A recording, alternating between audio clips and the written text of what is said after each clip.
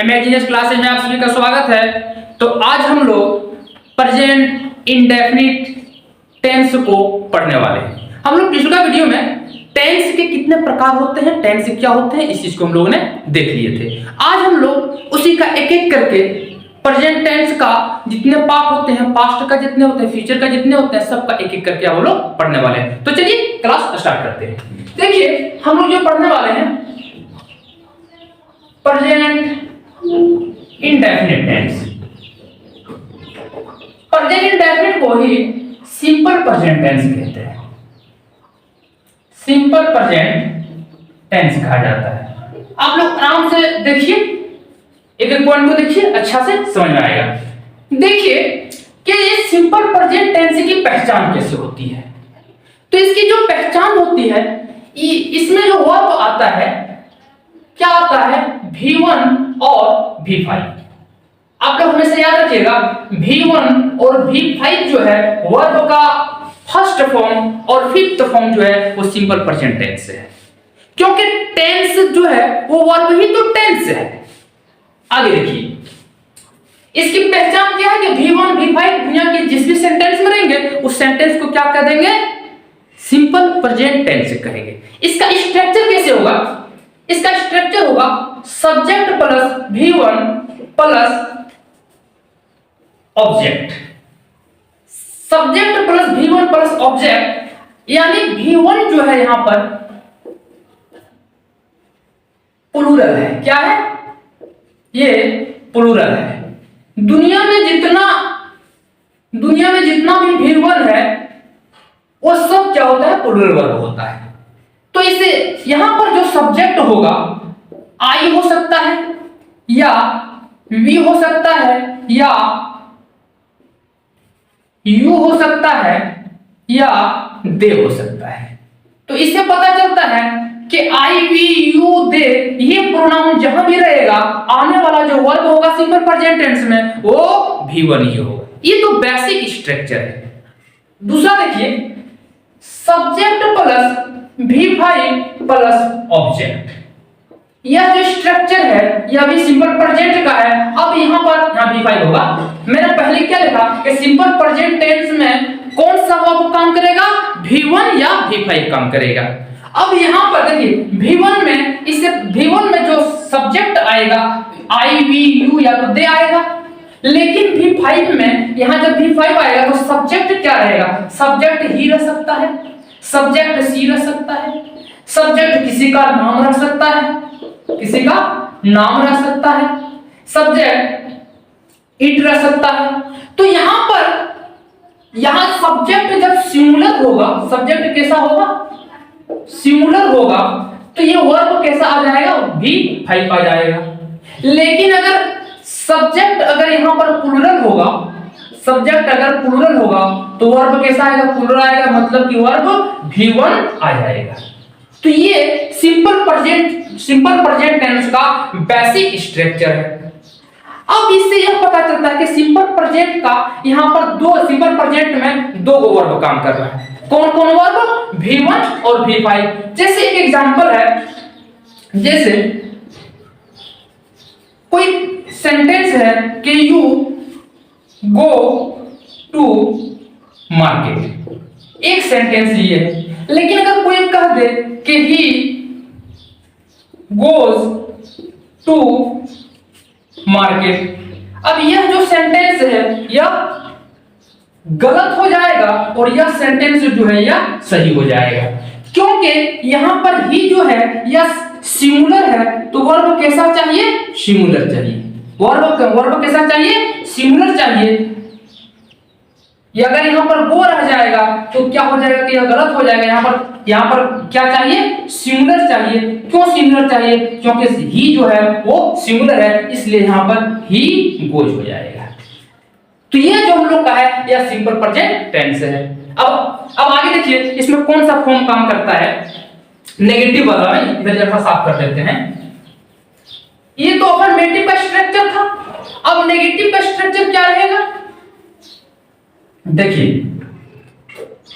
यानी कुल मिला के सब्जेक्ट प्लस V1 या V5 प्लस ऑब्जेक्ट, यह जो स्ट्रक्चर है यह किसका है? सिंपल प्रेजेंट टेंस का है। लेकिन अगर नेगेटिव का फॉर्म जो काम करेगा, जैसे कोई कहे कि मैं नहीं पढ़ता हूं, मैं नहीं पढ़ता हूं, जैसे कि कह दे कि मैं इंग्लिश पढ़ता हूं, इंग्लिश पढ़ता हूं, तो ये जो बनेगा क्या बन जाएगा? I read English. लेकिन कहे कि मैं नहीं पढ़ता हूं, तो यह किस फॉर्म में बनेगा? तो इसका जो स्ट्रक्चर आएगा, तो अफर्मेटिव का था, नेगेटिव का जो स्ट्रक्चर आएगा सब्जेक्ट प्लस डू या does plus V1 plus object. यानी यहां पर सिंपल प्रेजेंट टेंस में दो हेल्पिंग वर्ब काम करता है, दो हेल्पिंग वर्ब काम करता है। कौन कौन? एक होता है डू, एक होता है डज। क्लियर? यहां तक एक डू एक डज। अब डू और डज किसके साथ लगेगा, इस चीज को देख लीजिए। सब्जेक्ट अगर आई हो और या फिर वी हो या फिर यू हो या फिर दे हो, तो इन सबके साथ जो हेल्पिंग वर्ब लगेगा जब नेगेटिव फॉर्म आएगा, जब नेगेटिव फॉर्म आएगा तो क्या क्या लगेगा? यहां पर डू का प्रयोग होगा।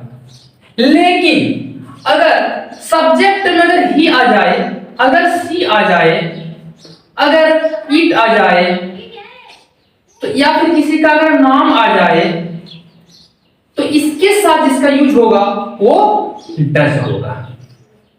बात क्लियर? यानी आई वी यू दे के साथ डू का प्रयोग, ही सी इट और नाम के साथ डज का प्रयोग कब? जब सेंटेंस नेगेटिव बनकर के आए तब। अब यहां पर देखिए, जैसे कि मैं नहीं पढ़ता हूं, इसका जो बनेगा ये कैसे बन जाएगा कि आई डू नॉट रीड। लेकिन अगर कह दे कि वह नहीं पढ़ता तो क्या हो जाएगा?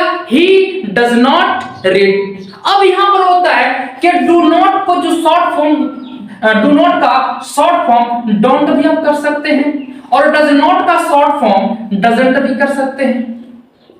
ये शॉर्ट फॉर्म याद रखिएगा, इसके क्या कर सकते हैं? डजंट कर सकते हैं।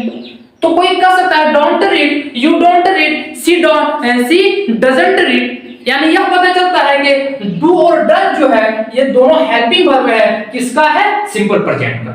अब आइए सबसे पहले इसका फॉर्म लिख लेते हैं, सबसे पहले इसका स्ट्रक्चर लिख लेते हैं। देखिए इसका जितने भी स्ट्रक्चर है सब बहुत ही इंपॉर्टेंट है, आप उसी को देखते चलिए। पहला स्ट्रक्चर क्या लिखें? अफर्मेटिव का जो स्ट्रक्चर है वो है सब्जेक्ट V1 या V5 plus object number 2 subject plus do या does plus not plus V1 plus object number 3 जो है सब्जेक्ट डू या does plus subject plus V1 plus object. चौथा जो स्ट्रक्चर है कि WH प्लस डू या does plus V1 do does plus subject plus V1 plus object interrogative का sign. अब यहां पर देख लेते हैं, सबसे पहले इस स्ट्रक्चर से को बना के देखते हैं। जैसे यहां पर एक सेंटेंस है कि वह स्कूल नहीं जाता है, वह स्कूल नहीं जाता है। अब देखिए यहां पर ही के साथ he does not go to school. ये तो नेगेटिव का हो गया। लेकिन अगर यहीं पर रहे कि क्या वो स्कूल जाता है, क्या वो स्कूल जाता है, तो इसका किस अंदाज में बनेगा? यहाँ पर यह जो किया है ये बाहर में है, तो इसका जो काम करेगा यह कौन काम करेगा? हेल्पिंग वर्ब, एच डी काम करेगा। तो क्या हो जाएगा कि does he go to school. यानी यहां पर जो डज क्यों बाहर आ गया? क्योंकि यहां पर जो किया होता है, अगर सेंटेंस के बाहर अगर किया शब्द आ जाए तो किया का इंग्लिश नहीं होता है, वही किया अगर सेंटेंस के बीच में रहेगा तो वही किया का इंग्लिश होता है। जैसे यहां पर देखिए कि वह क्या स्कूल जाता है। देखिए अब यहां पर यह जो किया है सेंटेंस के बीच में है, तब इसका किस फॉर्मूला से बन जाएगा? यहां पर WH फैमिली से। तो इसका इंग्लिश क्या बन जाएगा कि what does he go to school, interrogative का साइन।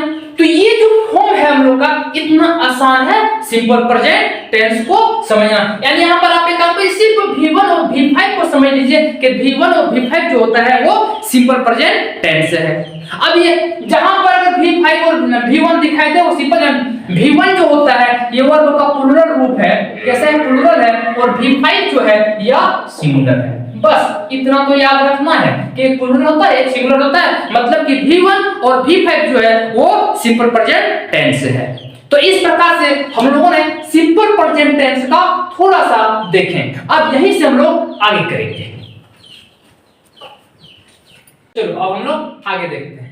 तो ये जो सिंपल प्रेजेंट है, सिंपल प्रेजेंट टेंस, मैंने क्या कहा कि V1 और V5 जो है वो सिंपल प्रेजेंट टेंस है। यानी गो जो है, मान लो गो क्या है? वर्ब है। ये कैसा वर्ब है? ये प्लूरल है। लेकिन इसी को अगर हमको सिंगुलर करना है तो क्या करेंगे? सिंगुलर में इस गो में एस या ईएस लगा देंगे तो क्या हो जाएगा? यह गोज बन जाएगा और यह सिंगुलर वर्ब हो जाएगा। इतने तो याद रखना है बस, क्लियर। यानी जितना भी V1 है दुनिया में, जितना भी V1 है सब कैसा है? प्लूरल है। लेकिन उसी V1 में अगर S या S लगा देंगे तो क्या बन जाएगा? सिंगुलर बन जाएगा। यह चीज याद रखना है ना। आइए देखते हैं। एक स्ट्रक्चर है, स्ट्रक्चर लिखते जाएगा। स्ट्रक्चर बहुत इंपॉर्टेंट है। टेंस का जितना भी स्ट्रक्चर है सब स्ट्रक्चर बहुत ही इंपॉर्टेंट है, इसलिए स्ट्रक्चर को लिखते जाना है। सब्जेक्ट प्लस वांट या वांट्स, सब्जेक्ट प्लस वांट या वांट्स, और two plus V1 plus object. यह जो स्ट्रक्चर है यह बहुत ही इंपॉर्टेंट है। अगर सिंपल प्रेजेंट टेंस के सेंटेंस में अगर दो वर्ब आ जाए तो कैसा? अब इसका मतलब क्या होता है? इसका मतलब होता है चाहना। क्या होता है? चाहना। यानी वांट मतलब क्या होता है? चाहना। यानी इससे क्या पता चला कि वांट्स जो है ये क्या है? एक वर्ब है। जैसे कि आप इंग्लिश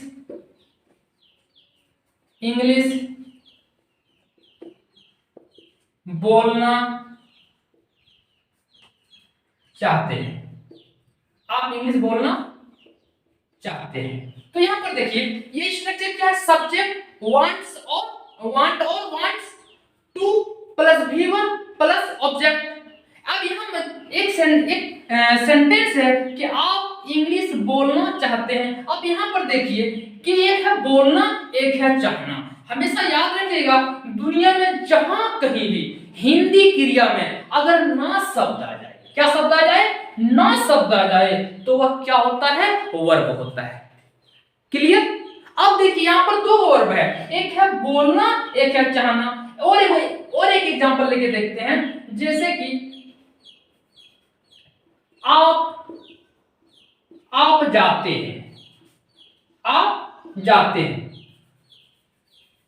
इसको पूरा लिख देते हैं कि आप स्कूल जाते हैं, आप स्कूल जाते हैं। अगर यहां अगर आप गौर करेंगे तो आपको क्या मिलेगा, यहाँ एक वर्ब है, मतलब कि जाना यहाँ एक वर्ब है, तो यहाँ पर जो होगा, और यहाँ पर देखिए यहाँ दो वर्ब है, एक है बोलना, एक है चाहना, लेकिन यहाँ जो वर्ब है एक वर्ब है, तो आप यहाँ सिंपल में कह देंगे कि sir you go to school, इसका स्ट्रक्चर में बन जाएगा यू गो टू स्कूल। लेकिन यहाँ क्या है कि यहाँ दो वर्ब है, एक है बोलना, एक है चाहना, इसीलिए दो वर्ब सेंटेंस में रहे तो उसी का स्ट्रक्चर में यह काम करेगा। अब ये कैसे, जैसे कि आप इंग्लिश बोलना चाहते हैं तो क्या हो जाएगा, यू के साथ क्या लगेगा, वांट, क्या लग जाएगा, वांट। अब वांट क्यों, तो इसलिए क्योंकि वांट में देखिए ये जो है ये V1 है और वांट जो है ये V5 है। मतलब कि ऐसा इसलिए कि सब्जेक्ट अगर प्लूरल में आ जाएगा, जैसे आई, वी, यू या दे आ जाए तो वांट लगेगा, और यहीं पर सब्जेक्ट अगर ही, सी, इट या किसी का नाम आ जाए तो वांट लगेगा। जैसे कि आप इंग्लिश बोलना चाहते हैं तो क्या हो जाएगा, यू वांट, अब यहाँ क्या है, टू। अब क्या चाहते हैं, बोलना चाहते हैं, तो क्या यहाँ पर क्या है, V1, तो बोलना क्या क्या होता है, स्पीक। क्या बोलना चाहते हैं, इंग्लिश बोलना चाहते हैं। क्लियर, समझे कि you want to speak English, अगर यहीं पर रह जाए कि वह इंग्लिश बोलना चाहता है, अगर यहीं पर कि इंग्लिश बोलना चाहता है तो क्या हो जाएगा कि ही का क्या हो जाएगा, ही, वह का ही, और वांट नहीं, यहाँ पर क्या हो जाएगा, wants, he wants.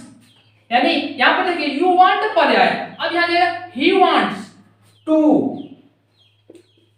Speak English,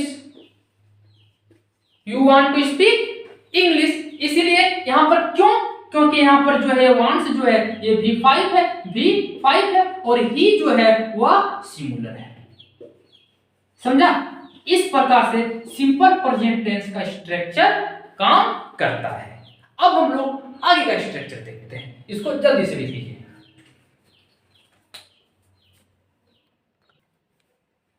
चलो, तो हम लोगों ने सब्जेक्ट प्लस वांट या वांट्स को समझ गए। अब हम लोग आगे उसी प्रकार से बहुत ही सरल एक और स्ट्रक्चर को देखते हैं जो सिंपल प्रेजेंट टेंस के अंदर में आता है। क्या है, सब्जेक्ट प्लस नो। नो का मतलब क्या होता है, जानना। नो या नोज दोनों का मतलब क्या होता है, जानना। सब्जेक्ट प्लस नो या नोज प्लस हाउ टू, क्या, how two plus V1 plus object. यह जो स्ट्रक्चर है बहुत ही इंपॉर्टेंट स्ट्रक्चर है। आपको कभी भी ना ट्रांसलेशन करने पे, ना कभी भी इंग्लिश बोलने में, ना इंग्लिश लिखने में, ना राइटिंग स्किल में कभी भी कहीं प्रॉब्लम नहीं होगा। सिर्फ आप लोग स्ट्रक्चर के माध्यम से काम कीजिए, सिर्फ स्ट्रक्चर को याद रखिए और इंग्लिश को लिखते जाइए। अब ये कैसे, जैसे कि एक एग्जांपल लेते हैं कि मैं इंग्लिश बोलना जानता हूं, मैं इंग्लिश बोलना जानता हूं। अब देखिए कि नो का मतलब क्या होता है, इसका मतलब होता है कि जानना। क्या होता है, जानना। सबसे पहले देखिए यहां दो शब्द आया है, एक है नो और एक है नोच। यानी यह जो है ये V1 है और ये जो है ये V5 है। क्लियर, अब कैसे ये बनेगा, तो सिंपल में बनेगा। स्ट्रक्चर को आप उठा लीजिए, जैसे यहाँ सब्जेक्ट है, सब्जेक्ट क्या है, मैं है, तो यहाँ पर क्या हो जाएगा, आई के साथ नो की नो लगेगा, आई के साथ नो लगेगा, आई नो। अब यहाँ पर स्ट्रक्चर हाउ टू है तो हाउ टू दे दो, आई नो हाउ टू। अब यहाँ पर क्या है, V1, अब यहाँ पर V1 क्या हो जाएगा, बोलना, I know how to speak. अब क्या बोलना जानते हैं, हिंदी जानते हैं, इंग्लिश जानते हैं, बांग्ला जानते हैं, तो क्या हो जाएगा, I know how to speak English. Simple. और एग्जांपल देखते हैं, अगर यही रहेगा कि आप हिंदी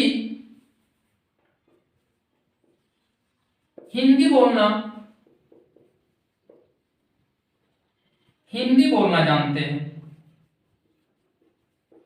तो क्या हो जाएगा? सिंपल में समझ लो क्या होगा, you know how to speak Hindi. Clear. अगर यहीं पर यहां पर क्या होता है, अगर ही होता तो क्या हो जाता, ही नोज। अगर सी होता क्या होता, सी नोज। अगर कोई नाम रहता, अगर मोहन रहता तो Mohan knows how to speak English, how to write English, how to Mohan knows how to write क्या इंग्लिश, हिंदी। तो ये जो है ये सिंपल प्रेजेंट का ये दोनों स्ट्रक्चर बहुत ही इंपॉर्टेंट है। अब हम लोग आगे यहीं से अब हम लोग किसका देखेंगे, अभी तक तो अफर्मेटिव का देख रहे थे, अब हम लोग आगे किसका देखेंगे, नेगेटिव का देखेंगे। अब यहीं से हम लोग जो आगे पढ़ेंगे सिंपल प्रेजेंट का नेगेटिव पे पढ़ेंगे। कौन सेंटेंस पढ़ेंगे, नेगेटिव पढ़ेंगे, किसका, सिंपल प्रेजेंट टेंस का।